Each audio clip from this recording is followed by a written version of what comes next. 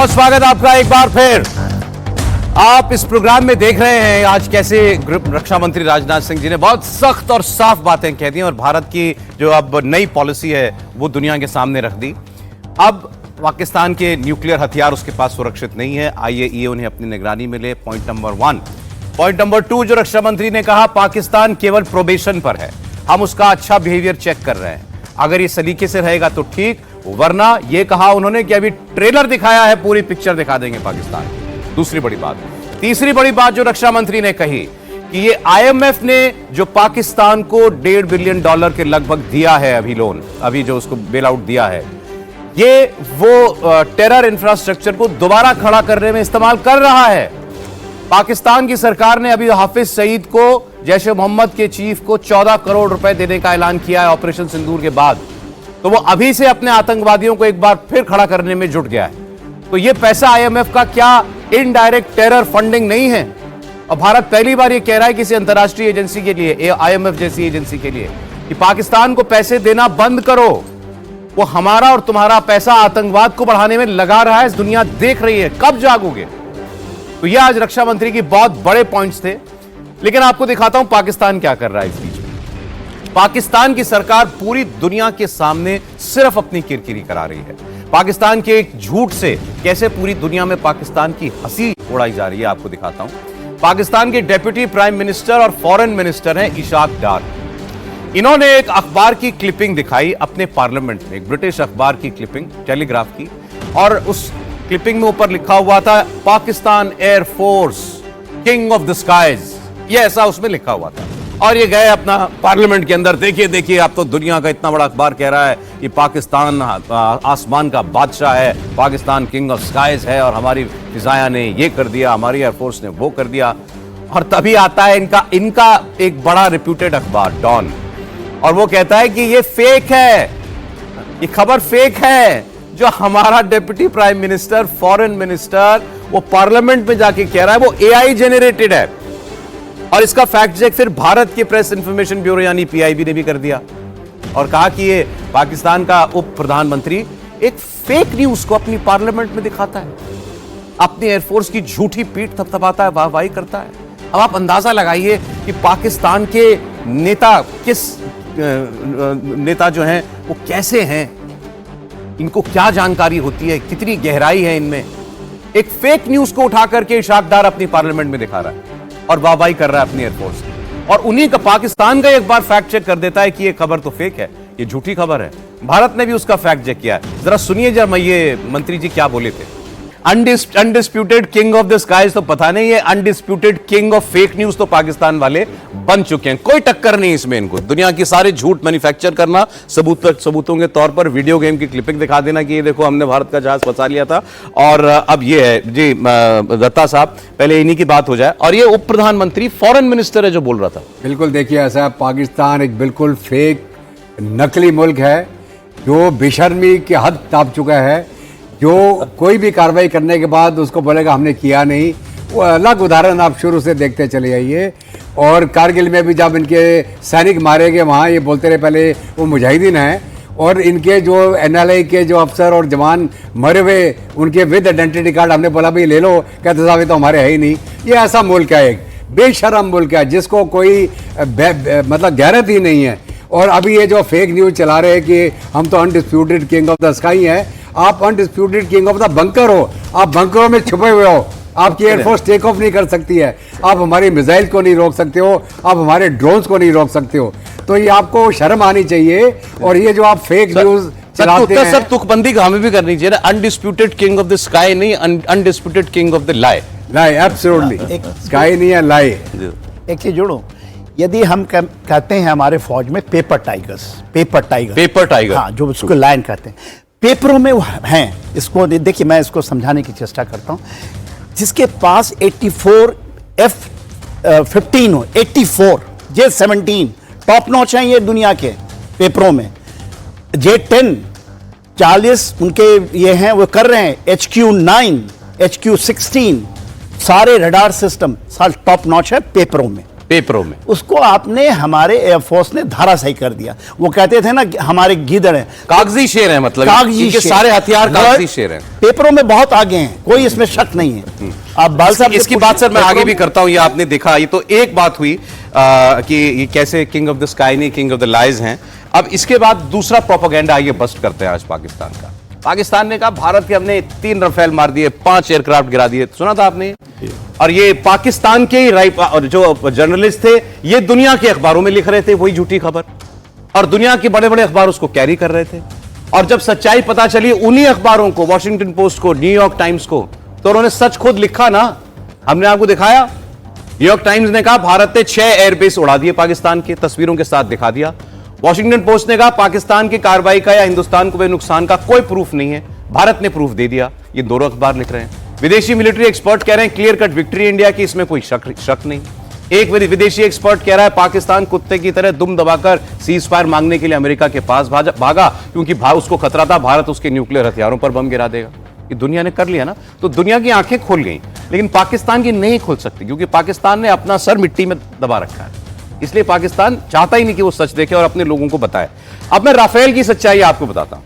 Rafale गिर गया साहब, भारत का राफेल गिर गया। इतना महंगा, इतना मॉडर्न जहाज भारत ने लिया था। भारत के राफेल फाइटर जेट को लेकर दुनिया भर में जो कहा गया वो भी फेक न्यूज थी। दावा था पाकिस्तान ने अमेरिका और चीन के फाइटर जेट्स की मदद से राफेल विमान को गिरा दिया, और इसका सबूत ना पाकिस्तान आज तक दे पाया, ना दुनिया में कोई और प्रमाण इसका मिल पाया। अरे भाई, जब एयरबेस की तस्वीर सैटेलाइट से आ गई तो जहाज गिरा उसकी तस्वीर नहीं होगी क्या? कहां है तस्वीर? फिर दूसरा नैरेटिव गढ़ा गया। अब इसको लेकर एक बार यूरेशियन टाइम्स ने यह कहा है कि सच्चाई यह है कि भारत का कोई जेट क्रैश नहीं हुआ, और जिस तस्वीर को क्रैश हुए राफेल की फोटो बताया जा रहा था जिस वक्त आप देख रहे हैं, इसका फैक्ट चेक हो चुका है। यह एक मिराज 2000 जेट की कई साल पुरानी फोटो है, और एक दूसरी तस्वीर भी दुनिया भर में घुमाई गई जिसमें दावा किया गया कि विमान का मलबा है, राफेल का मलबा है। लेकिन यूरेशियन टाइम्स ने दिखाया कि इसका मैन्युफैक्चरिंग ईयर भी उस पर लिखा है 1984। उस वक्त तक राफेल की पहली टेस्ट फ्लाइट भी नहीं हुई थी। कहां से आ गया फिर राफेल? फिर अभी एयर कमोडोर साहब आपको बताएंगे कि ये जो मलबा दिख रहा है ये जहाजों के नीचे फ्यूल टैंक होता है, जो अपना वजन कम करने के लिए एयरक्राफ्ट पायलट कई बार जो है उसको रिलीज कर देता है। वो फ्यूल टैंक है जो आपको इस वक्त दिखाया जा रहा है। तो ये फेक नैरेटिव बनाया जा रहा था। तो जवाब है कि अपने हथियारों को दरअसल बाजार में बेचने के लिए कई देश ये पाकिस्तान के प्रोपेगेंडा को हवाई दे रहे हैं कि साहब अगर अमेरिका का विमान या चीन का विमान ये फ्रांस के विमान को गिरा सकता है तो फायदा किसको होगा? इन्हीं देशों को होगा। उनके देशों, उनके हथियारों की बिक्री बढ़ेगी, और राफेल जो कंपनी बनाती है उसको इसका नुकसान होगा। तो ये सारी लड़ाई हवाओं की नहीं थी, ये सारी लड़ाई देशों की इस मिलिट्री इंडस्ट्रियल कॉम्प्लेक्स की थी, अपने हथियार को दुनिया का बेहतर हथियार बताने के लिए थी। भाई एयर कमोडोर साहब बताएं। बिल्कुल सही कह रहे हैं आप। 1984 की आपने बात करी, तो जो सबसे पहले टाइम ऑपरेशनल उड़ानें हुई हैं रफाल की वो तो 2002 में हुई है, और उसके बाद ही हमने डिसीजन लेना शुरू किया था। आपको याद होगा 2008 और 10 के बीच में कि रफाल जहाज हमको खरीदना चाहिए। और ये जो पिक्चर आप दिखा रहे थे अभी थोड़े दिन पहले, जिसे हम ड्रॉप टैंक यानी कि फ्यूल टैंक, ये लगे होते हैं जहाज के साथ उनकी रेंज बढ़ाने के लिए। लेकिन कई बार क्या होता है, अगर कोई मैल फंक्शन हो या फिर जहाज में कोई प्रॉब्लम आए तो हम उसको रिलीज कर देते हैं, और जब वो गिरता है जमीन पे इसी तरीके से टूटा या डैमेज दिखता है। तो ये जहाज नहीं है, ये फ्यूल का ड्रॉप टैंक है। ये 490 लीटर का हो सकता है, 800 लीटर का हो सकता है, इसलिए ये काफी बड़ा होता है। और अगर ये कहें कि पाकिस्तान एयरफोर्स के बारे में मैं 1 मिनट बोलना चाहूंगा। बिल्कुल सर। शुरू में ये प्रोफेशनल एयरफोर्स थी, 65 का युद्ध हो या 71 का युद्ध हो, इनके पास वेस्टर्न इक्विपमेंट थी, वेस्टर्न ऑपरेशनल टैक्टिक्स थे, और इनके पायलट जो है अच्छी तरह ट्रेन होते थे। लेकिन अब क्या हुआ, जब से ये आतंकवाद के साथ लिप्त हुए हैं और जब से इनका ट्रांजिशन शुरू हुआ है वेस्टर्न इक्विपमेंट से चाइनीज इक्विपमेंट पे, और अगर आप देखें इनका मेजर जो ज्यादा नंबर के जहाज हैं वो तो JF-17 है, जिसके 7 स्क्वाड्रन है, 150 जहाज है। तो 318 में से अगर 150 जहाज तो आपके JF-17 है, या फिर J-10 है, या उनके पुराने F-7PG जो चाइनीज ओरिजिन के। तो ये इक्विपमेंट जो है 81% आज जो आर्म्ड फोर्सेस की इक्विपमेंट है चाइना की, वो चीन से आती है। और चीन की इक्विपमेंट, रिलायबिलिटी, ऑपरेशनल अवेलेबिलिटी और सर्विसिबिलिटी के बारे में सारी दुनिया जानती है। ऊपर से पाकिस्तान क्योंकि अब इतना लिप्त हो गया है आतंकवाद के साथ कि और न्यूक्लियर वेपन को दिखा दिखा के कि इनकी प्रोफेशनलिज्म बहुत कम हो गई है और आज वो पाकिस्तान की एयरफोर्स अनडिस्प्यूटेबल नहीं है। आपने खुद देखा किस बुरी तरीके से इंडियन एयरफोर्स ने उसको डिस्ट्रॉय किया है, ग्राउंड पे भी और हर जगह पे, और उनके ड्रोन्स को कैसे एयर पे भी डिस्ट्रॉय किया है। तो ये बात अब मैं ये खबर इसलिए आपको बताना जरूरी था कि राफेल को लेकर के जितना प्रोपेगेंडा हुआ दुनिया में, कहीं आप में से कोई उसको सच ना मान ले। कोई राफेल नहीं गिराया पाकिस्तान ने हमारा, और ये दुनिया के अखबार लिख रहे हैं कि कहीं इस राफेल के क्रैश होने की कोई सबूत नहीं है। मुझे याद आ रहा है वॉशिंगटन पोस्ट या न्यूयॉर्क टाइम्स ने भी ऐसे ही इस खबर को पहले उठा दिया था, क्योंकि पाकिस्तान के ऑथर ने वो खबर लिखी थी तो उन्होंने छाप दी, लेकिन बाद में उन्होंने भी ये लिखा है there is no proof of Indian jets crashing. कोई प्रमाण नहीं है इस बात का। पाकिस्तान गाता रहे 2 गिरा दिए, 4 गिरा दिए, आप अपने मन में कुछ भी बोलते रहो, वेयर इज द प्रूफ? कहां है सब? सौरभ ऐसा है कि भारत सर मैं आ गया बस आपके पास। सर देखिए सौरभ, जब आप किसी प्लेन को, और इतने बड़े प्लेन को, उसमें फ्यूल बहुत होता है और वो जलता है, और 80% सैटेलाइट वर्ल्ड की आपको जब वहां इस बैटल को देख रही है तो आपको तो ऐसा दिखाई देगा कि आग लगा हुआ है पूरा विश्व। आपने एक उनको गिराया फतेह 2, आपने 2 मिनट में दिखा दिया कि ये देखिए आग गिरा हुआ है। बिल्कुल सही। आपने PL-15 दिखा दिया। देखिए मोबाइल सबके पास में है, यदि आपने जैसे मारा वहां पर जाकर के रावलपिंडी के बेस में, आपने चकलाला में देखा था ना, वहां का एक बंदा दिखा रहा है कि एक प्लेन आया गिरा दिया, 4 गिर रहे हैं, और वैलिडेट हुआ। आज के दुनिया में ट्रांसपेरेंसी इतनी है जो संजय के समय महाभारत में हुआ करते थे, आप इसको रोक नहीं सकते। अब एक और बड़ी खबर मैं आपको इस वक्त दे रहा हूं, आप ये देखिएगा जरा, भारत कैसे पाकिस्तान की डिप्लोमैटिकली गर्दन पकड़ रहा है। पाकिस्तान को सांस नहीं लेने देना, उनकी सेना को। भारत और पाकिस्तान के तनाव के बीच हमारे विदेश मंत्री डॉक्टर एस जयशंकर ने अफगानिस्तान के कार्यवाहक विदेश मंत्री मौलवी आमिर खान मुत्तकी से बात की है। बहुत बड़ी खबर है, बहुत अहम खबर है। और दोनों नेताओं के बीच फोन पर बातचीत में विदेश मंत्री एस जयशंकर ने पहलगाम हमले की निंदा करने के लिए अफगानिस्तान का शुक्रिया अदा किया। और गुरुवार शाम को हुई इस बातचीत के बाद विदेश मंत्री ने सोशल मीडिया पोस्ट पर लिखा कि उन्होंने अफगान लोगों के साथ पारंपरिक दोस्ती और अफगानिस्तान की विकास की जरूरतों की चर्चा की है। और बिना पाकिस्तान का नाम लिए जयशंकर ने पोस्ट पर लिखा कि झूठी और निराधार रिपोर्ट्स के जरिए भारत और अफगानिस्तान के बीच अविश्वास पैदा करने की कोशिशें हुई, लेकिन भारत अफगानिस्तान के रुख का स्वागत करता है। दोनों नेताओं के बीच चाबहार पोर्ट के जरिए कारोबार, अफगान कारोबारियों और मरीजों को वीजा और भारत की जेलों में बंद अफगान कैदियों के मुद्दे पर भी बात हुई है।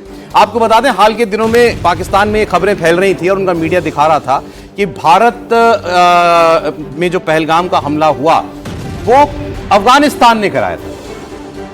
पहलगाम का हमले में अफगानिस्तान का हाथ था, ये और उन लोगों ने, कई लोगों ने बोला, लेकिन अफगान सरकार ने खुद इसे पाकिस्तान का प्रोपेगेंडा बताया और ये सरासर झूठी खबर बताई। और उसके बाद हमारे विदेश मंत्री ने उनके विदेश मंत्री से बात की। ये बहुत बड़ी डेवलपमेंट है। मुझे, मेरी जानकारी के मुताबिक पहली बार ये foreign minister to foreign minister, पहली बार इंडिया और अफगानिस्तान के बीच में बात हुई है। और पाकिस्तान तो अभी तो अफगानियों ने उसको भी परेशान कर रखा है। दत्ता जी बिल्कुल, देखिए ऐसा है कि पाकिस्तान जो है, जो अफगानिस्तान के भरोसे बैठा था कि हमारी स्ट्रेटजिक डेप्थ बन गई, अफगान तो अब हमारे साथ ही रहेंगे, हमने इनको आज़ादी दिलाई, हमने अमेरिका को भागने में इनका मदद किया, वो उस अफगानिस्तान ने इनका झूठ पकड़ लिया। अफगानिस्तान को भी पता चल गया कि पाकिस्तान एक झूठा मक्कार देश है, इसके ऊपर भरोसा नहीं किया जा सकता। ये वही पाकिस्तान है जो अमेरिका को खबर देता था अफगान लोकेशंस के बारे में, उनको मरवाता था और यहाँ पैसे लेके और उधर से अफगानों को इनके साथ लड़वाता था, अमेरिकन के साथ में। तो आज के दिन में अफगानिस्तान को ये पता चल गया है भारत एक मित्र देश है, भारत उनकी तरक्की खुशहाली की तरफ उनकी मदद करेगा और भारत का और कोई इंटरेस्ट नहीं है एज ए गुड नेबर। तो आज के दिन में जो पाकिस्तान गलत अफवाहें फैलाता है, कुछ करता है, उसको कोई यकीन नहीं करता है। बिल्कुल, अफगानिस्तान ऐसा करके उसने भारत अफगानिस्तान को और नजदीक ला दिया। बिल्कुल नजदीक लाया। और जो तालिबान है वो डोरन लाइन को तो मानते ही नहीं है और वो डोरन लाइन को ग्रेटर अफगानिस्तान बना के टीटीपी को उसमें शामिल करेंगे और पाकिस्तान का अंत होना ज़्यादा दूर नहीं है। बलूच लिबरेट, मैं तो अमेरिका को बोलूँगा साहब आप बलूचिस्तान को लिबरेट करा दीजिए आपको स्ट्रेटेजिक जगह मिल जाएगी, आपको पाकिस्तान की आवश्यकता नहीं पड़ेगी। उधर ईरान के साथ भी, अफगानिस्तान के साथ भी है, और इधर पाकिस्तान को भी। इस पर हम आगे और बात करेंगे क्योंकि बहुत बड़ी डेवलपमेंट है। पाकिस्तान ने बांग्लादेश में तख्ता पलट कराया ताकि हम इधर से भी परेशान रहे, इधर से भी परेशान रहे। हमने अफगानिस्तान से हाथ मिला लिया, यहां तो हम तेरी सेवा करेंगे, तुझे बताएंगे हम कौन है, उधर से अब तेरे को अफगानिस्तान बताएगा।